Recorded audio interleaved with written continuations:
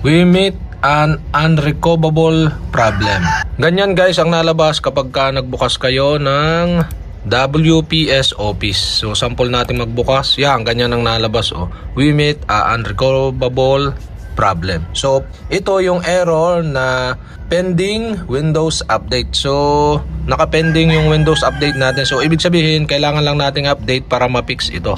So ang gawin nyo lang, punta lang kayo dito sa start menu, kaliwang babang bahagi. Tapos punta kayo ng settings.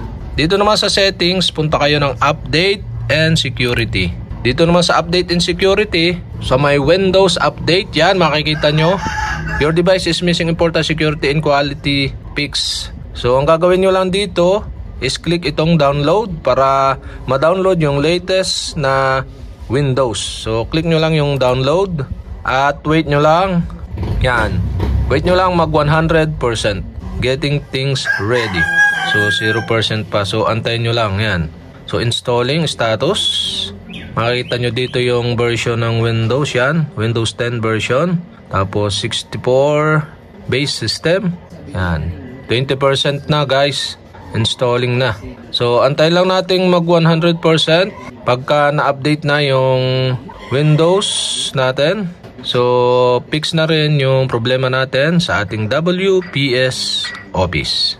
Yan guys, installing 100%. So wait nyo lang, ma-successfully update ang ating Windows.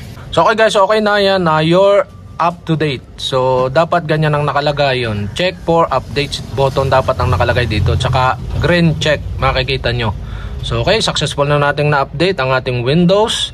So punta na naman tayo sa WPS Office. So okay guys, try na natin mag-create ng new document sa WPS Office natin. So click natin yung new dito sa kaliwang bahagi. At click nyo lang yung blank. Yan, kagawa na tayo ng new document.